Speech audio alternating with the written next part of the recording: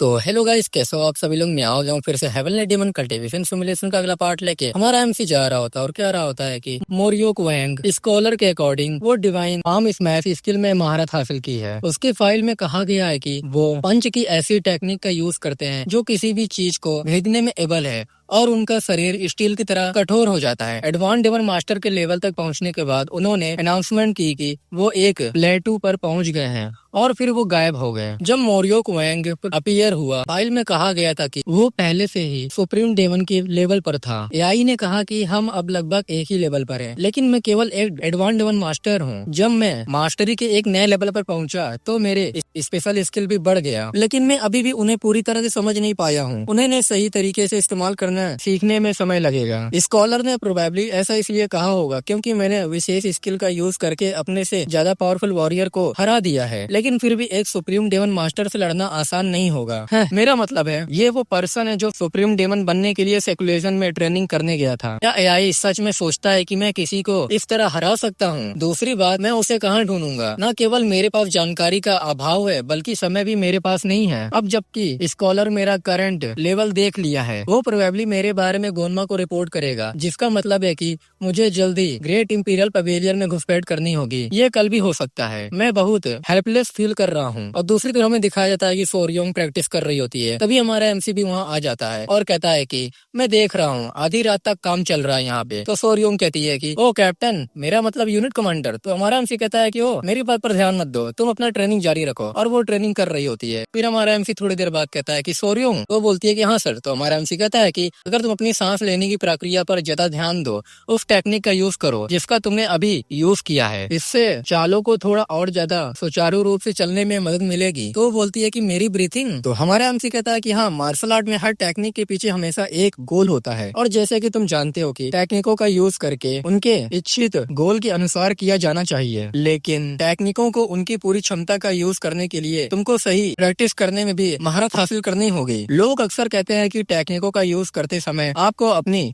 Breathing रोकनी होगी। चलो एक बार ट्राई करते हैं, रिलैक्स रहना। तो बोलती है कि रिलैक्स। तो हमारा एमसी भी कहता है कि तुमको अपने एनर्जी पर फोकस करने की जरूरत है जब तुम्हारा अपोनेंट तुम्हारे ऊपर अटैक करे। और हमारा एमसी उसको करके दिखाता है और कहता है कि तुम अपनी मूवमेंट को ज्यादा नेचुरल बना सकती हो। तो बोलती है कि मैंने आपसे एक और इम्पोर्टेंट बात सीख ली। तो हमारा एमसी भी कहता है कि मुझे यकीन है कि फाइनली तुम खुद ही इसका इस्तेमाल कर सकती हो। तो बोलती है कि आप मेरे लिए ग्रेट फोर्स है सर, जब भी मैं आपके साथ होती हूँ मुझे अच्छा फील होता है। बेशक कभी कभी आप अपने अचानक बिहेवियर से मुझे आश्चर्यचकित कर देते हैं, लेकिन आप जो कुछ भी करते हैं उसके पीछे कुछ न कुछ रीजन होता है। अगर आप ना होते तो हम लोग मर चुके होते। यही रीजन है कि हम आप पर पूरी तरह भरोसा करते हैं और आपके अनुसार काम करते हैं। तो हमारा एमसी ये बात सुनकर कहता है कि सोरियोंग। तो बोलती है कि हम और भी ज्यादा स्ट्रॉन्ग होने के लिए कड़ी मेहनत करते रहेंगे ताकि हम आपको पीछे न खींच सके। ये मत भूलो कि तुम अकेले नहीं हो, तुम भी अपना बोझ हमारे साथ साझा कर सकते हो। और स्माइल देते हुए कहती है, हालांकि हमें अभी भी बहुत कुछ सीखना है। मैं थोड़ा एम्बेरसमेंट फील कर रही हूँ। उम्मीद करती हूँ कि ये ज्यादा बेकार बात नहीं लग रही होगी। तो हमारा एमसी अपने मन में कहता है कि इसके बारे में सोचने के लिए चलो। लोगों की हत्या करना जीवन पाने का एकमात्र तरीका नहीं है। बारी आधारित फाइट के लुप्त होने के साथ मैंने ये देखने की क्षमता खो दी कि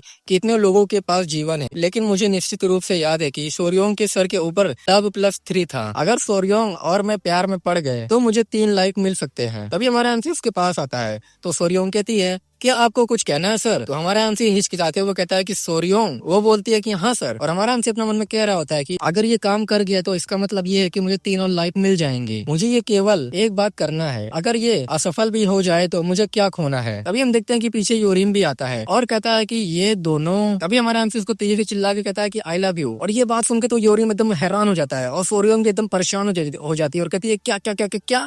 तो हमारा एमसी कहता है कि मैंने कहा मैं तुमसे प्यार करता हूँ, मैं कह रहा हूँ कि मैं तुमसे बहुत ज्यादा प्यार करता हूँ सोरियोंग। तो सोरियोंग कहती है कि अचानक आपको ये सब क्या हो गया और आप ये सब क्या बकवास कर रहे हैं। तो हमारा एमसी चिल्ला के कहता है कि ये सब अचानक से नहीं हुआ, ये बहुत समय से पहले से ही था। मैं तुमसे बहुत ज्यादा प्यार करता हूँ। डरते हुए कहती है कि अरे रुक जाइए रुक जाइए रुक जाइए सर। तो हमारा एमसी चिल्ला के कहता है कि ये मेरे जेन्युइन फीलिंग है। और हमारे एमसी को धक्का देती है और कहती है कि दूर हो जाओ। और हमारा एमसी दूर जाके पेड़ पे टकरा जाता है और वो वहां से भागते हुए कहती है कि मुझे माफ करिएगा। और हमारा एमसी कहता है कि ये सब ठीक है और कहता है कि अरे यार बहुत ज्यादा चोट लग गई मुझे। क्या मैं बहुत जल्दबाजी कर रहा था? मैंने सोचा कि मूड ठीक था। खैर मैंने निश्चित रूप से इसे खराब कर दिया। तभी हमारा एमसी योरिम को देखता है, योरिम भी वहाँ था और एक ऑकवर्ड मोमेंट बन जाता है। योरिम ही करता है तो हमारा एमसी भी कहता है कि है, वो भी ही। हमारा एमसी है, वो भी ही। हमारा एमसी भी कहता है कि है। तो हमारा एमसी कहता है कि अबे बोल ना साले, कुछ तो बोल। योरिम मैंने तुम्हें वहाँ नहीं देखा, क्या तुम टहल रहे थे? तो बोलता है कि हाँ सर। और वो भी एम्बेरेस होते हुए हमारा एमसी कहता है कि सोरियम बहुत स्ट्रांग हो गई है, ऐसा लगता है कि सारा ट्रेनिंग सफल रहा है ना? तो बोलता है कि हाँ। और हमारा एमसी फिर कहता है कि क्या तुम ये मान कर चलोगे कि ऐसा कभी कुछ नहीं हुआ है? तो बोलता है कि हाँ क्यों नहीं। फिर हमें अगले दिन का सीन दिखाया जाता है जहाँ हमारा एमसी और सभी लोग भाग रहे होते हैं और हमारा एमसी हमें बताता है कि जैसे मैंने सोचा था, स्कॉलर ने मुझे मिशन शुरू करने का ऑर्डर दिया। तभी हमारा एमसी फोरियो में पीछे देखता है और फिर अपने मन में सोचता है कि बस मुझे मिशन पर फोकस करना चाहिए अभी। और अपने मन में कहता है मैं बिना आवाज किए एक ही झटके में ग्यूसामा को कैसे मार सकता हूँ। अगर इमारत गिर जाए या फाइट बहुत तीव्र हो जाए तो लोगों का ध्यान आकर्षित होगा और इस सिचुएशन में मुझे फिर से जोंग युंग का सामना करना पड़ेगा। फिर हमें दिखाया जाता है कि वो लोग घर के पास आ जाते हैं और दुखे हुए होते हैं और हमारा एमसी उन सबसे कहता है कि मैं ऑफिस में घुसने की कोशिश करूंगा, इस बीच तुमको जो भी गार्ड दिखे उन्हें बाहर निकाल दो, लेकिन इस बारे में चुप रहना। तो वो लोग बोलते हैं कि ठीक है। फिर हमारा एमसी छत पे आ जाता है और अपने मन में कहता है कि मुझे ह्यूगबी से निपटना है, मैं उसे इंटरफेयर करने और सब कुछ बिगाड़ने की इजाजत नहीं दे सकता। मेरे पास्ट लाइफ में जब ग्यूसामा ने उसे बुलाया तो वो छत से प्रकट हुई थी, वो प्रोबेबली यहीं कहीं छुपी हुई है। आइडियली मैं चाहता हूँ कि मैं ये पता लगा सकूं कि वो कहाँ छिपी है, उसके पीछे छिपकर उसकी पीठ में छुरा घोंप दूं, लेकिन मुझे नहीं मालूम वो कहाँ है, मुझे क्या करना चाहिए। तभी सिस्टम पे नोटिफिकेशन आता है, इल्वोन्फो स्कूल टेक्निक का चार्ट, एनर्जी फ्लो का सीक्रेट हर दिन 3 बार इस्तेमाल किया जा सकता है, लगातार कम से कम 3 बार पलके झपकाएं। तो हमारा एमसी अपने मन में कहता है कि मैं अब इसे 3 बार यूज कर सकता हूँ, ये मास्टरी के अगले लेवल तक पहुँचने के रिजल्ट ऊपर चला गया होगा। ऐसी सिचुएशन में हेजिटेशन करने का कोई रीजन नहीं है। तभी हमारा MC mystery of energy flow को यूज करता है, जिससे वहाँ पर एक बवंडर बनने लगता है और वहीं पर अपना स्वॉर्ड घुसेड़ता है तो वहाँ हिग्बी के अंदर घुस जाता है। तो हमारा एमसी भी कहता है अपने मन में हाँ मैं सही था, यहीं पर है ये, और वहाँ पर एनर्जी बैरियर को क्रिएट करता है जिससे कोई आवाज ना जाए। और हिग्बी कहती है कि हमारे एमसी से मुझे ग्यूसामा को अलर्ट करना होगा। तो हमारा एमसी भी कहता है कि मुझे तुमको ये बताते हुए दुख हो रहा है, लेकिन इस बैरियर के अंदर कोई भी तुम्हारी बात नहीं सुन सकता। और हमारा MC extreme freeze cold technique को यूज करके उसको वहीं जमाने लगता है और कहता है कि बहुत लंबा समय हो गया है, और उसको वहीं जमा कर उसको मार डालता है और कहता है ठीक है अब मैं अपने अगले गोल पर आता हूँ। और वो ग्यूसामा को देखता है और कहता है अब तुम्हारी बारी है ग्यूसामा। और हमें दिखाया जाता है कि हमारा एमसी टाइम वेस्ट किया बिना ही उस पर अटैक कर देता है और वो भी देख लेता है। और हमारा एमसी इनफाइनाइट विंड गॉड को एडवांस स्मैश टेक्निक के रूप में यूज करना है। ये देख के तो वो भी चौंक जाता है और कहता है कि तुम कौन हो? तो हमारा एमसी अपने मन में कहता है कि मैं उसे बाहर निकाल लूंगा, इससे पहले कि उसे पता चले कि उसे किसने मारा। तभी हमारा एमसी की वाई ब्लास्ट टेक्निक को एक्टिवेट कर लेता है और हमारे एमसी के हाथ में अपना स्वॉर्ड देख के ग्यूसामा कहता है कि ये तो मेरी स्पीड एब्जॉर्बिंग लॉन्ग स्वॉर्ड है, आखिर ये तुम्हारे पास कैसे है? लेकिन हमारा एमसी उसके चेहरे को पकड़ता है और कहता है कि मर जा कमीने, और हमारा एमसी इसको वहीं मार डालता है और कहता है कि अब सब कुछ खत्म हो गया है। फिर हमारा एमसी भागते हुए कहीं आ जाता है और कहता है अपने मन में खैर इससे मेरा मिशन पूरा हो गया, अब मोरियो क्वेंग की पारी है। और अपने मन में कहता है कि उसने कहा कि मोरियो क्वेंग ग्रेट इंपीरियल पवेलियन के पास कहीं होगा। एक सुप्रीम मास्टर के सभी स्थानों में से केवल एक ही रीजन है, वो स्पष्ट रूप से कुछ करने की योजना बना रहा है। क्या वो ग्यूसामा से मिलने यहाँ आए हैं? नहीं, मुझे इसमें संदेह है। अगर सुप्रीम डेमन में बैठक का अनुरोध किया होता तो ग्यूसामा पहले ही सहमत हो जाते। तो क्या वो सिर्फ बोरियत के रीजन यहाँ आया है? हेरमिट मास्टर द्वारा अक्सर की जाने वाली पिलग्रिमेज को ध्यान में रखते हुए ये पॉसिबल है, लेकिन अगर ऐसा है तो मोरियो को रेड डेमन महल में चले जाना चाहिए था। उनके पास पश्चिम से भी सभी प्रकार की अजीब और आश्चर्यजनक मशीनें हैं, एक अच्छी तरह से बनाए रखा। झील का मेंशन नहीं करना, ये उन वॉरियर के लिए एक कदम सही जगह है जो अपनी बोरियत को दूर करना चाहते हैं। और फिर भी अगर वो सच में ग्रेट इंपीरियल पवेलियन में है, वो प्रोबेबली यहाँ कुछ ढूंढने आया होगा, एक वॉरियर जो अल्टीमेट अवेकनिंग की तलाश में है। मुझे यकीन है कि वो ग्रेट इंपीरियल पवेलियन में किस प्रकार की मार्शल आर्ट टेक्निक या अवेकनिंग के बारे में सुराग या संकेत खोज रहा है। इस अर्थ में एक पहलू ऐसा है जिसमें great imperial pavilion other pavilion से सुप्रीम है। सेंट्रल प्लान के लाइब्रेरी के अलावा इसके पैमाने और संग्रह के आकार के संदर्भ में ये 5 पवेलियन में से एकमात्र मार्शल आर्ट ऑफिस है, हेवनली सन आर्चिव। फिर हमारा एमसी हेवनली सन आर्चिव में पहुंच जाता है बाहर और कहता है कि यहाँ पर मैं उसे ढूंढ पाऊंगा। फिर हमारा एमसी अंदर आता है और कहता है मैं बहुत समय से यहाँ नहीं आया हूँ, अगर वो हेवनली सन आर्चिव में कुछ खोज रहा है मैं प्रोबेबली उसे यही भूमिगत ऑफिस में ढूंढ लूंगा, अब मुझे देखने तो वो कहाँ हो सकता है। तभी हमारे एमसी को आवाज आता है कि तुम कौन हो? तो हमारा एमसी कहता है कि ओ मैं तो बस ये सोच रहा था कि क्या तुम वही हो वो पर्सन जिसे मैं ढूंढ रहा हूँ, क्या मैं पूछ सकता हूँ कि आपका नाम क्या है? तो वो बंदा कहता है कि वाओ बहुत इम्प्रेसिव, मैंने कभी नहीं सोचा था कि ग्रेट इंपीरियल पवेलियन में कोई भी इतना एडवांस मास्टर होगा। और नीचे आता है तो हमारा एमसी कहता है कि आपका बहुत बहुत शुक्रिया। तो वो बोलता है कि क्या तुम मेरा नाम जानना चाहते हो? मेरा नाम मोरियोक वैंग है, मैं तुम्हें अपना नाम बताया, अब तुम्हारी बारी है, तुम कौन हो? तो हमारा एमसी कहता है कि मेरा नाम सियोली है, मैं गोलमा का सीक्रेट वॉरियर हूँ। ये बात सुन के वो भी कहता है कि क्या वो डिसाइपल के सीक्रेट वॉरियर में से एक मुझसे क्या चाहता है? तो हमारा एमसी कहता है कि वेल, और अपने मन में कहता है कि मैं उसे ये नहीं बता सकता कि मैं उसे मारने आया हूँ, अब मैं क्या कहूँ। दूसरी बात,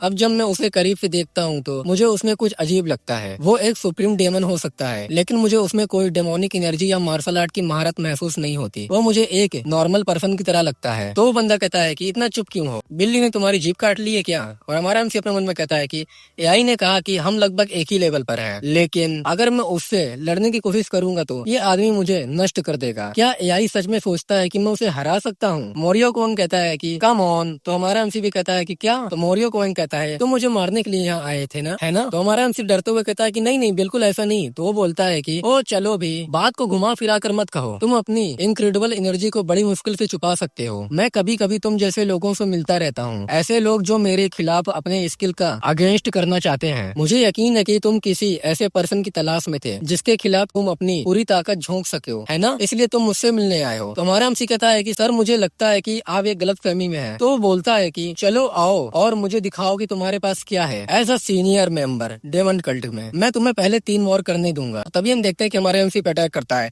लेकिन हमारे एमसी पे अटैक ना करके उसके साइड से करता है, जिससे वहाँ एक जोरदार ब्लास्ट होता है और हमारे एमसी से कहता है कि मेरा समय बर्बाद करना बंद करो और बस हमला करो बदमाश, और मैंने तुम्हें पहले मौका दिया है। और हमारा एमसी अपने मन में कहता है कि ये ओल्ड गाई एब्सोल्यूट बीस्ट है। हमारा एमसी कहता है कि ठीक है, क्योंकि आपने मुझे पहले 3 वॉर करने की पेशकश की है, इसलिए आपके सबऑर्डिनेट होने के नाते ये मेरा कर्तव्य है कि मैं आपकी ऑफर को स्वीकार करूं। तो बोलता है कि अरे ऐसा है क्या, तो फिर तुम मुझसे लड़ोगे? तो हमारा एमसी कहता है कि हाँ, लेकिन मुझे 1 मिनट दो, मुझे थोड़ी तैयारी करनी है। और अपने मन में कहता है कि ठीक है, डरने की कोई बात नहीं है, ये बात एआई ने भी मुझे बताई है। यहाँ आने का मेरा पूरा गोल मोरियोक को मारना था, इसलिए बस उस पर ध्यान देते हैं। वो एक सुप्रीम डेमन हो सकता है लेकिन मैं उससे बहुत पीछे नहीं हूँ। उन्होंने कहा कि वो मुझे पहले 3 हमले करने देंगे, अगर मैं इस अपॉर्चुनिटी का सही यूज करूँ तो मैं उसे सरप्राइज कर सकता हूँ। और हमारा एमसी तेजी से बढ़ जाता है उस पर अटैक करने के लिए, और एक जोरदार बवंडर बढ़ता है और ग्रीन कलर की लाइटनिंग निकलती है और एक जोरदार ब्लास्ट होता है। और हमारा एमसी कहता है कि तुमको ये कैसा लगा? जब मैं एडवांस डेमन मास्टर के लेवल तक पहुंचा तो मेरी इनफाइनाइट विंड गॉड टेक्निक और भी ज्यादा स्ट्रॉन्ग हो गई है। और हम देखते हैं कि वो डायरेक्ट दीवार में छप जाता है और वो भी हंसते हुए कहता है कि अरे तुम बहुत स्ट्रॉन्ग हो, केवल एक एडवांस डेमन ही उस हमले को अंजाम दे सकते हैं जिसका तुमने अभी यूज किया है। अब तुम्हारे पास सिर्फ 2 ही मौके हैं, जल्दी करो, मैं ये देखने के लिए इंतजार नहीं कर सकता कि तुम आगे क्या करने की कोशिश करते हो। तभी हमारा एमसी अपने बूट्स को उतारने लगता है। ये देख के वो बंदा कहता है कि आखिर तुम क्या कर रहे हो, तुमने अपने जूते क्यों उतार दिए? तो हमारा एमसी कहता है कि मैं लगभग समाप्त हो गया हूँ, 1 सेकंड रुको, और अपने शूज को उतार देता है और कहता है ठीक है चलो ऐसा करते हैं। और हमारा एमसी उस पर अटैक कर देता है और हम देखते हैं कि हमारे एमसी ने heavenly ice and fire trap का यूज किया होता है और एक जोरदार ब्लास्ट होता है और कहता है क्या मैं उसे पा गया? अभी हम देखते हैं कि वो साइड हट जाता है और कहता है कि अगर मैंने उसे डॉज करने की कोशिश नहीं की होती तो शायद तुमने मुझे मार ही डाला होता। तो हमारा एमसी कहता है कि कौन सा वॉरियर हमले से भागता है? तो बंदा कहता है कि क्या तुमने अभी अभी हुए उस धमाके से अपनी सारी सामान्य समझ खो दी है? ऐसा कोई कानून नहीं है जिसके तहत तुमको अपने ऊपर होने वाले हर हमले को रोकना होगा। चलो अब तुम्हारे पास सिर्फ लास्ट मौका है। मैं सच में ये देखने के लिए क्यूरियस हूँ कि इस बार तुम क्या करते हो। अगर तुम्हारे पास हिम्मत है तो चलो आओ। फिर हमारा एमसी कहता है कि अब मुझे क्या करना चाहिए। सामने से वो बंदा कहता है कि तुम किसका इंतजार कर रहे हो, चलो आओ। और हमारा एमसी अपने मन में कह रहा होता है कि मुझे इस लड़ाई को जीतने का कोई रास्ता नहीं दिख रहा है, और अपने घुटने के बल बैठ जाता है और कहता है कि मैं ये सब नहीं करना चाहता था, लेकिन इसके अलावा और कोई रास्ता भी नहीं था। और उससे कहता है कि प्लीज मेरी एपोलॉजी को स्वीकार करे, और अपने मन में कहता है कि सबसे इम्पोर्टेंट बात है जिंदा रहना। तो सामने वाला बंदा कहता है कि क्या? तो हमारा एमसी कहता है कि मुझे तो ये एहसास ही नहीं था कि आप इतने बड़े मास्टर हैं, प्लीज मेरी सेल्फलेसनेस को माफ करें। तो बंदा कहता है कि तुम क्या कर रहे हो, उठ जाओ, तुमने तो अभी 1 मिनट पहले ऐसा बिहेव किया जैसे तुम मुझे मारने वाले थे, अब मत रुको। तो हमारा एमसी कहता है कि मैं आपका मनोरंजन खराब करने के लिए मुझे माफ करिएगा। मुझे पता है कि समय को पीछे मोड़ने के लिए बहुत देर हो चुकी है, लेकिन मुझे सिखाया गया है कि देर से अपनी गलती एक्सेप्ट करना भूल से बेहतर है। तो बंदा कहता है कि दरअसल मैं कहूंगा कि जब भी तुमको लगे कि तुम्हें देर हो चुकी है ऐसे टाइम पे, तो तुम वहाँ रुको मत। मैं उस तरह का आदमी हूँ जिसे चीजों को अंत तक देखना चाहिए। और अपने पंच को रेडी करते हुए कहता है कि अगर तुम जिंदा रहना चाहते हो तो बेहतर होगा कि तुम जवाबी कार्रवाई करने का प्रयास करो। और वो डिवाइन पाम स्मैश टेक्निक का यूज करके हमारे एमसी पे अटैक करता है और हमारा एमसी कहता है कि मैं मरने वाला हूँ। और हम देखते हैं कि हमारा एमसी ने कि वही पावर ब्लास्ट टेक्निक को एक्टिवेट कर लेता है और उसके अटैक को डॉज कर देता है। और हमारा एमसी पीछे हट जाता है और कहता है कि प्लीज क्या हम बात कर सकते हैं। तो वो बंदा कहता है कि ये थोड़ा ज्यादा चुभने वाला है। और हम देखते हैं कि हमारा एमसी भी फिर से अटैक करता है, लेकिन हमारा एमसी पीछे आ जाता है और वो बार बार अटैक करता है। हमारा एमसी अपने स्पॉट से बार बार रोकता है और वो रुकते हुए कहता है कि अरे मुझे थोड़ा और करीब आना चाहिए था ताकि ये सच में दर्दनाक हो जाए। तो हमारा एमसी कहता है कि तुम मेरी बात सुनोगे बेवकूफ। तो वो बंदा कहता है कि है छोटे बदमाश, तुम्हें आभारी होना चाहिए कि मैं तुम्हारी प्रति इतना नरम रुख अपना रहा हूँ और अब तुम मुझे विचित्र कहने का साहस कर रहे हो। तो हमारा एमसी कहता है कि ये सब तुम्हारी गलती है, हम इस सिचुएशन में पहुंच गए हैं। और अपने स्पॉट को क्रॉस करते हुए कहता है कि मैं अच्छा खेलना बंद कर चुका हूँ गंजे, अगर तुम लड़ाई चाहते हो तो मैं तुम्हें दे दूंगा। ये बात सुन के वो बंदा कहता है कि गंजा, क्या तुमने गंजा मुझे बुलाया? और गुस्सा आ जाता है। ये बात सुन के हमारा एमसी अपने मन में कहता है कि ऐसा लगता है जैसे मैंने कोई नस छू ली है। ओ ठीक है, अब इसे वापस लेने में बहुत देर हो चुकी है। इसके अलावा मैं शायद इस सिचुएशन को बदलने में एबल हो सकता हूँ। और वो कॉम्बैट स्टाइल एआई को ऑन कर लेता है और हमारा एमसी कहता है कि मुझे यकीन है कि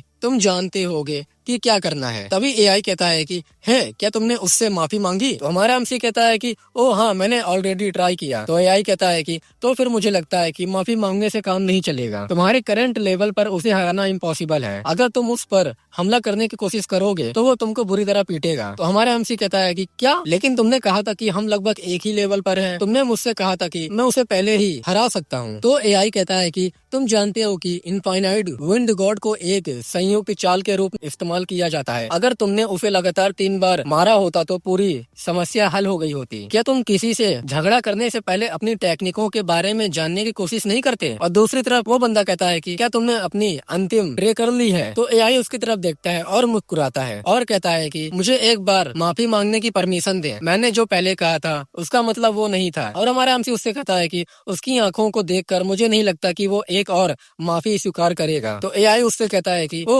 वैसे मुझे एक बात पता है जो शायद आपकी रुचि जगाएगी, एक बाल विकास की एक पावरफुल टेक्निक है। अब क्या कहते हैं, क्या आप इसके बारे में सुनना चाहते हैं? तो उसकी तरफ देखता है और कहता है कि ठीक है, यह सब बकवास है, चलो बस यही करते हैं। और उसकी तरफ फोर्ड करते हुए कहता है कि चलो तुम गंजे कमीने, मैं तुम्हारे बचे हुए बाल भी उखाड़ दूंगा। ये बात सुन के वो गुस्सा आ जाता है और हमारे एमसी पे अटैक करता है, जिससे हमारे एमसी का स्वॉर्ड ही टूट जाता है। लेकिन हम देखते हैं कि AI infinite wind God technique का यूज करता है, लेकिन उसको डॉज कर लेता है। लेकिन हम देखते हैं कि एआई ने इलवोन्सो school great cosmic transformation technique को यूज करता है, जिससे वापिस से अटैक उसके ऊपर आ रहा होता है पीछे से। और वो देखता है तो वहाँ एक जोरदार ब्लास्ट होता है और हमारा एमसी कहता है कि आखिर यहाँ क्या हो रहा है। और हम देखते हैं कि एआई ने एक्सट्रीम फ्रीज कोल्ड टेक्निक को यूज किया होता है और हमारा एमसी उससे कहता है कि और ये कैसे हुआ? तो एआई कहता है कि चुप रहो, मेरा काम अभी खत्म नहीं हुआ है। तो हमारा एमसी कहता है कि क्या? और दूसरी तरफ हम देखते हैं कि एआई पे वो अटैक करने के लिए तेजी से बढ़ जाता है उस आइस को तोड़ के। लेकिन हम देखते हैं कि एआई आसमान में जंप कर देता है और विंड ब्लेड ऑफ डिस्ट्रक्शन का यूज करके उस पर अटैक करता है। लेकिन हम देखते हैं कि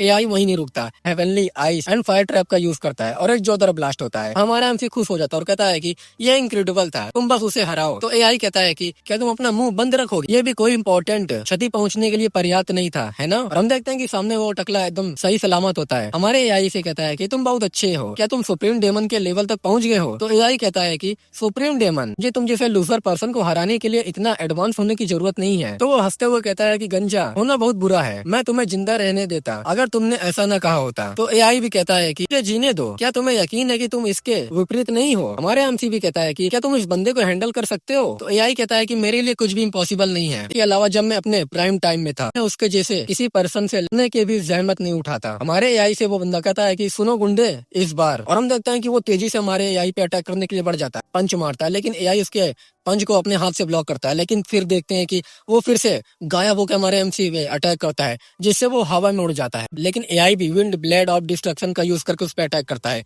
लेकिन हम देखते हैं कि वो टकला भी चोनमा बेनिसिन टेक्निक को यूज करके उस पर अटैक करता है, एक किक मारता है जिससे वो दीवार में घुस जाता है। ये देख के हमारा एमसी कहता है कि ये कैसे हो सकता है कि एआई उससे मार खा रहा है। और हम देखते हैं कि हमारे एमसी से कहता है कि मैंने सोचा था कि तुम किस प्रकार के कठोर आदमी हो, लेकिन तुम तो बस एक छोटी सी कीड़े हो। हमारा एमसी उससे कहता है कि अरे क्या तुम अभी भी जिंदा हो? एआई कहता है कि अभी क्या हुआ? तो हमारा एमसी कहता है कि उस आदमी ने तुम्हें बुरी तरह पीटा है। तो एआई कहता है कि सीरियसली मेरा जैसा महान वॉरियर? और वो जोर जोर से हंसने लगता है। तो वो टकला कहता है कि क्या मैंने तुम्हें बेवकूफ बना दिया? एआई कहता है कि इसे हुए काफी समय हो गया है, ऐसी बात की कल्पना कौन कर सकता है? मेरे जैसे मास्टर को इस तरह से बाहर कर दिया गया है और इतना पीटा गया है। तो बंदा कहता है कि अगर तुमने अभी भी अपने ओठों को फड़फड़ाने की ताकत है तो मुझे लगता है कि तुम ठीक हो। चलो उठ जाओ, मैं तुम्हें दिखाऊंगा कि ट्रू पावर कैसे होती है। हमारा हमसे अपने मन में कहता है कि क्या एआई भी उसे हराने के लिए पर्याप्त स्ट्रांग नहीं है? ये मेरा आखिरी लाइफ है, ये ऐसे खत्म नहीं हो सकता। तभी हमारे एमसी से कहता है कि है चूज करो। तो हमारा एमसी भी कहता है कि चूज करो। तभी सिस्टम पे नोटिफिकेशन आता है, एआई के पास आपके लिए एक सीरियस क्वेश्चन है, आप कौन सा रास्ता चुनना चाहेंगे? पहला, यूजुअल से थोड़ा ज्यादा सीरियसली लड़ेंगे। दूसरा, फाइट पर ज्यादा ध्यान देंगे। तीसरा, मेरी पूरी ताकत से लड़ो। एआई कहता है कि जल्दी करो और चुनो। तो गाइस ये एपिसोड यहीं खत्म होता है। आई होप आप लोग को वीडियो अच्छी लगी होगी,